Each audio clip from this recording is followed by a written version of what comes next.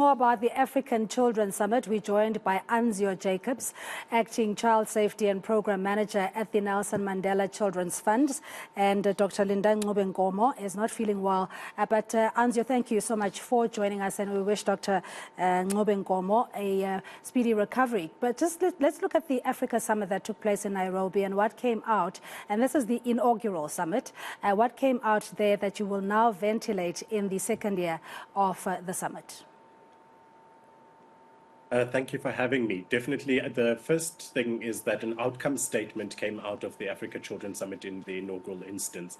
And that outcome statement was very clear about the further engagement of children and a framing of the structure in such a way that children could be seen, heard, and engaged within various contexts.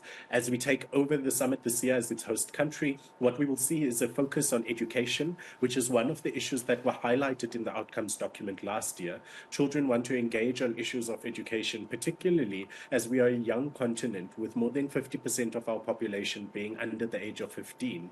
This populace needs to be educated, and so this year's ACS will create a movement of children as advocates within their own issues around education. And what is the significance of having this summit being organized and run for children, by children, as opposed to the top-down approach of policy making by adults?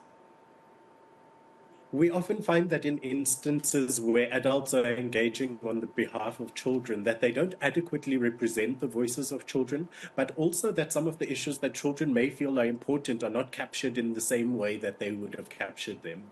And so for this reason, as the Nelson Mandela Children's Fund, we're participating in the hosting of this event, which will pass from region to region in Africa, with the mind that children should participate actively in policies that affect their lives and have a voice in conversations where they are affected by the decisions that are made at policy level.